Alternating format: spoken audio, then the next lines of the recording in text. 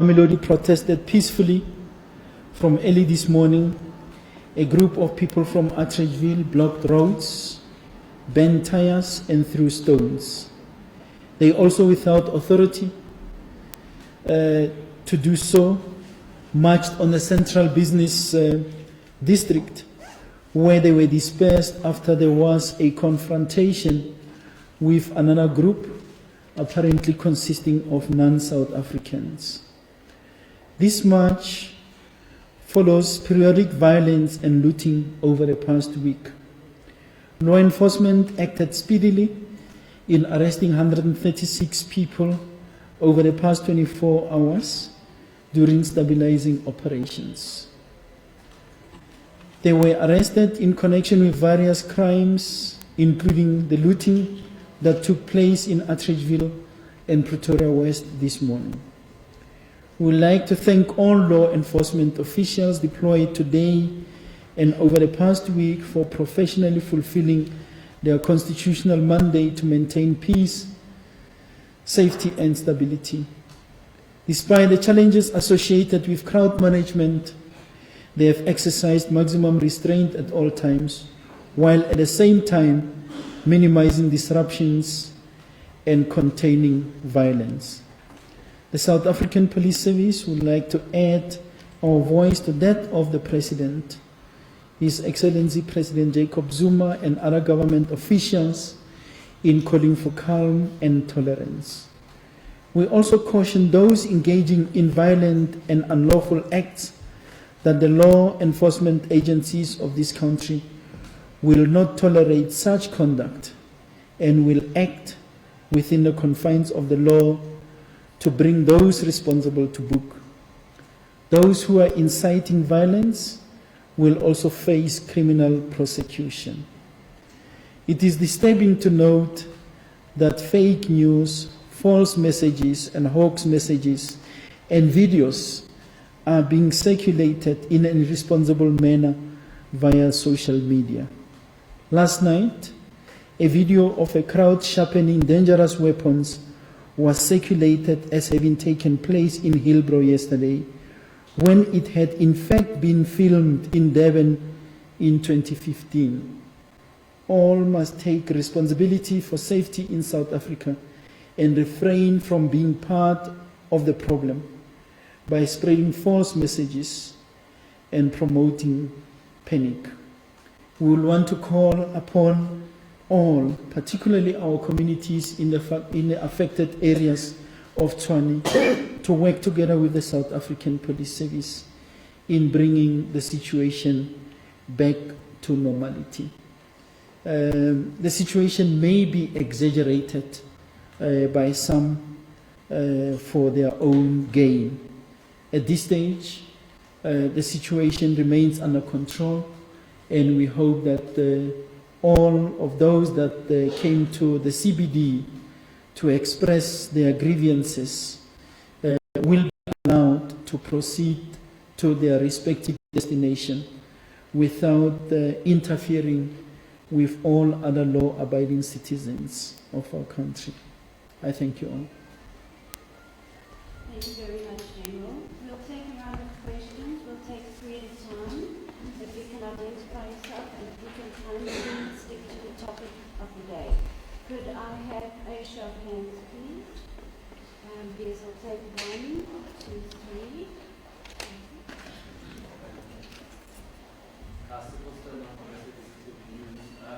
Commissioner, I don't know if you have the numbers there, but you just talk to us about the arrests, how many people have been arrested, and also just talk to us about your preparedness, because suddenly when we went to Atteridgeville this morning, where our camera was confiscated, but then managed to send it back to us, there wasn't great police visibility in the west side of things, and I would think if you had granted permission and all that has happened, you would have anticipated that there would be spotted incidents of violence.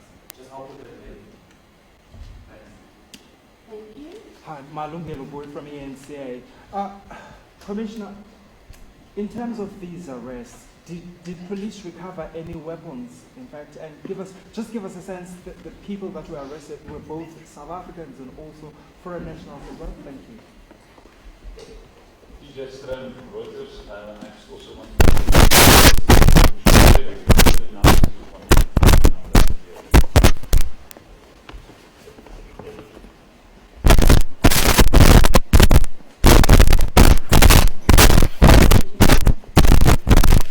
Thank you very much.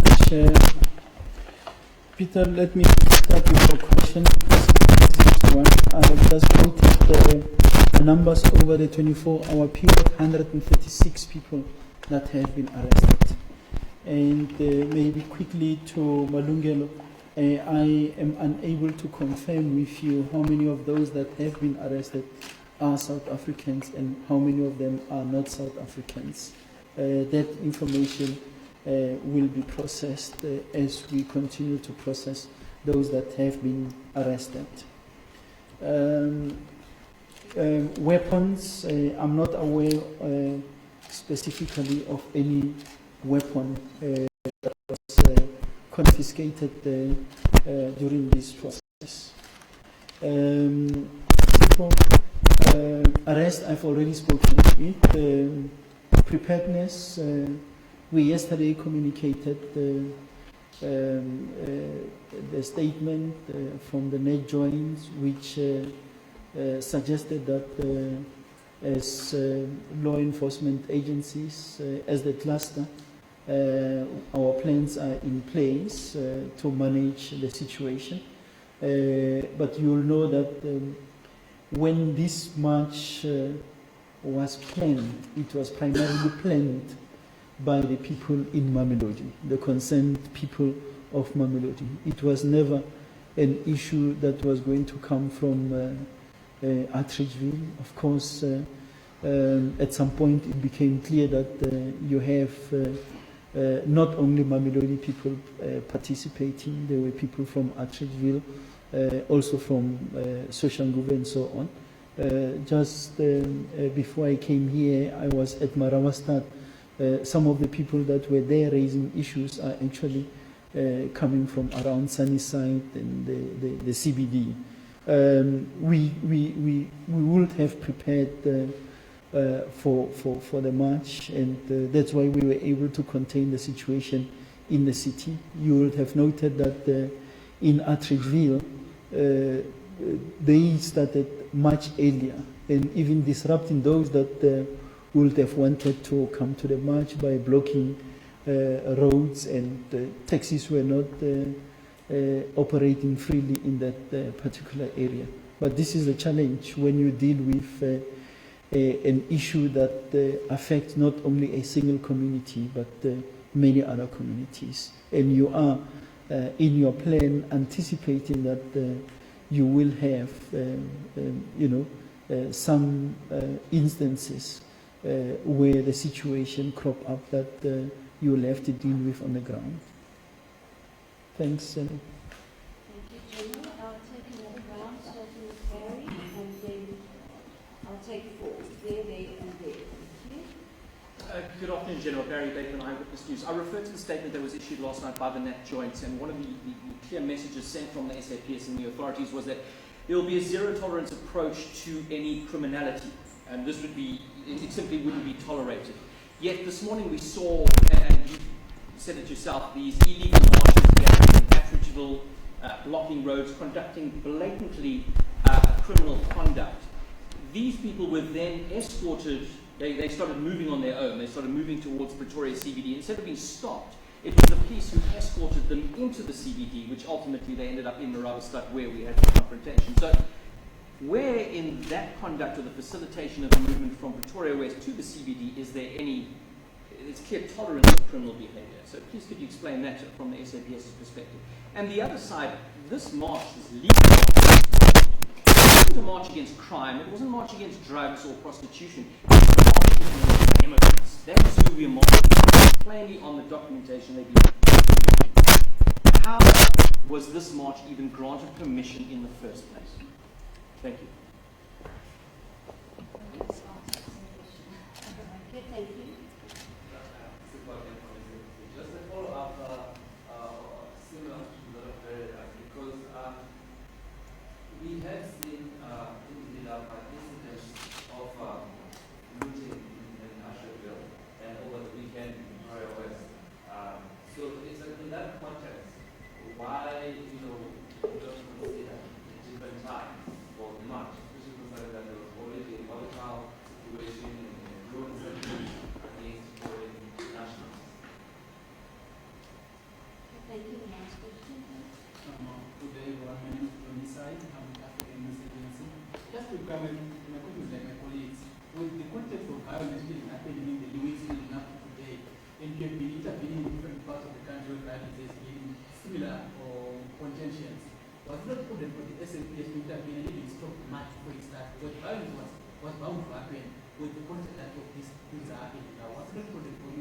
would have been a problematic process and so on. Thank you. Questions, General? Thanks, Johnny. Our constitution provides for people to express their views. Equally so, the laws provides for people to apply for a march or a protest to take place. Facts before the authorities were considered, and they deemed it fit that with what was at their disposal, that the march is granted. Ours, as the South African Police Service and law enforcement agencies, is to police that march, to make sure that those that are to march do so in an environment which is conducive, and those that are not part and parcel of the march are allowed to continue with their day-to-day business. So it is not within the powers of the South African Police Service to stop a march that has been approved, because the authorities would have considered all facts that were placed before them, which resulted in approval being granted. In as far as looting is concerned, looting can never be part and parcel of any approval granted. We continue to say that processes gets hijacked in a way. You find foreign elements in that, while the people may be marching for a certain cause. Some elements go in there with the intention of committing crime. It is for that reason that we will always be there as the South African Police Service to deal with the situation. And the fact that there has been situations, Atteridgeville and Pretoria West, which happened over the past week or so, would have informed the numbers that we have deployed in those particular areas to mitigate whatever challenges we would have been confronted with in that area. Very zero tolerance. Yes, we said we are going to ensure zero tolerance, but when we say that, we can never allow a situation where, as you normally call it, be overhanded. We will manage the situation at hand. We will exercise maximum restraint. We will proportionally use force. There is no way that we would have allowed the group, even if their march was not approved, to move freely on their own. It is our business to channel them to a specific direction as an attempt to try and deal with the situation at hand. In as far as the focus on immigrants, the march was not solely about the so-called immigrants. The march was about people, amongst others, that are not South African nationals involved in crime. That is why the memorandum was not only directed at the Home Affairs Department. There was an element of policing in that area. And as I said, I come from a group in Marawastad that were raising issues sharply about criminality, the issues relating to drugs and so on, that drugs, prostitution, and the lawlessness, including the carrying of firearms and so on, or weapons, as they referred it. We still maintain that we had to exercise restraint, and we are happy that the situation did not get out of hand.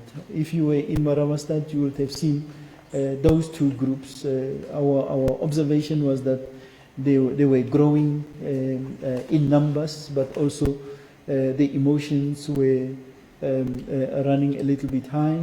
It was for that reason that after an attempt to disperse them, calling on them to disperse, that at some point the water cannon was used, tear gas was used, and so on, the non-lethal weapons, to try and get the situation back to normality. Okay, thank you very much. I'll take one last round. I just want to make sure that we give someone who hasn't had an opportunity to ask a question an opportunity now as well. So I'll take this lady and this gentleman on the floor, and 3 and 4, and then I'm going to close. Thank you. Thank you so much. My name is Calvin. I'm from eNCA. Firstly, Commissioner, you just said this march was not just about anti-immigration. It was about residents complaining about drugs and sex rackets. So can you tell us why has SAPS not been able to clean these pockets of areas, and how much truth is there really in these allegations that these are majority of the foreigners that are dealing with these businesses? And also, what happens after the sun sets? Will there be visibility of police, especially in areas that we saw this morning, Atteridgeville and Mamelodi? Will there be enough policing done during the night? Thank you. Thank you. This gentleman on the floor. I'm covered. Oh, you covered it. Thank you. SABC. Yeah, just because the Mamelodi residents mentioned to us that they were having memorandum of security for Home Affairs, Labor Department, and the police. And the police is that they feel the police are in the pockets of the drug lords, that the police have not dealt enough with these concerns that they raised in that in inner cities, the drug laws and the prostitution. So part of the complaint was directed to you, and just what is your response to that? That the community feels that you're not doing enough to tackle these drug conflicts there. Are they there? Okay, thank you. Commissioner, I just want to understand, were you taken by surprise really by what is happening, by what happened in Atteridgeville? Because clearly you were not prepared for the situation there. My colleagues have touched on this issue of brothels and sex work and all that. Is this much not the situation that we're currently seeing on an indictment on police failing to do their job, failing to protect South Africans and any other person that's in this country that needs to be protected? Thank you. Thank you, General. Just this lady has one follow-up to this. Sorry, one more please. Commissioner, do you think these protests, this violence that's occurring now, is it spontaneous, or do you think that some organizations are doing this to stir trouble? Thank you. Over to you, General. Thanks very much, Sally. Malungelo, I know that you do not have security, am I correct? You don't have bodyguards around you. You don't have them because you know that the South African Police Service is looking well after you. You were at some point attending our press briefing when we were showing the results of our operations, successes that we have achieved, 83,000 people having been arrested. So it can't be an indictment on the police. It can't be that the police are not there. Let's face it, the challenges that we are facing now are not solely policing challenges. It can't be only a South African Police Service issue. Many other departments will come into the equation here. The community at large will come into the equation. It is not the South African Police Service which is renting houses out to people, which houses end up being used, as criminal dens. So, as a nation, as people, we must collectively accept responsibility, and collectively we must take our rightful position in society to make sure that we address the problem. The police alone are not going to do it. On the issues relating, you raised, Sipho, issues relating to the police being in the pockets of drug lords. That's exactly what I was hearing from the people that I was talking to. But many of them, I asked a question: who are these police?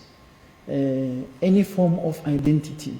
One guy was saying to me that I was there when my brother, who is selling nyaupe, was arrested by a policeman, and that policeman took a bribe from this particular person. I asked, who is he, that policeman? You can't say.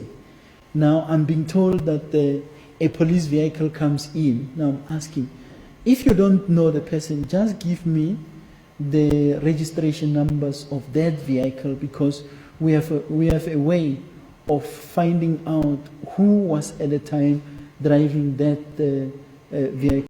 No such information is coming forward. If you go to Atteridgeville and even here to Pretoria West and ask, in how many of those houses which were banned did they find drugs? I'm not sure if whether you have checked that, because this is what we continue, allegations, and all what we are requesting is something substantial so that that situation could be addressed. Not that if you say to us this is happening there, we are not going to do something about it. But it can be that in that house we 24/7 deploy police. It cannot be. Policing has got many other issues to grapple with, not only one house at a time. So we will call upon everyone who has got concrete information about criminality anywhere to bring that to the attention of the police. If you do not have confidence in those that are on the street, every station has got management. Tender those issues with management at that particular station. But we have made the undertaking, even following this, what we were confronted with today, to launch operations in those areas where there are some pointers of wrongdoing. And at the same time, also look at those of us that are being fingered in this regard, to be able to deal with that particular issue. On the issue of visibility, Calden, remember, we do not only do visibility because we have a crisis. We have adopted a back to basics approach, which we said it's going to be when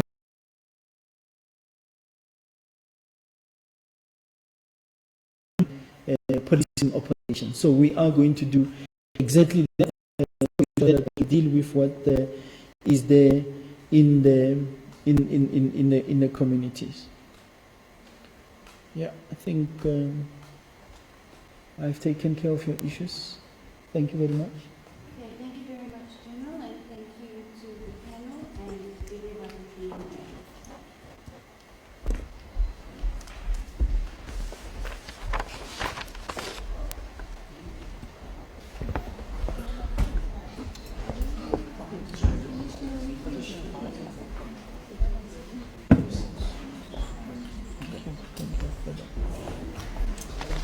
Yes, sir. Yeah, I can arrange here. It's not a problem. I can do it. Sorry. There is a request for one-on-one.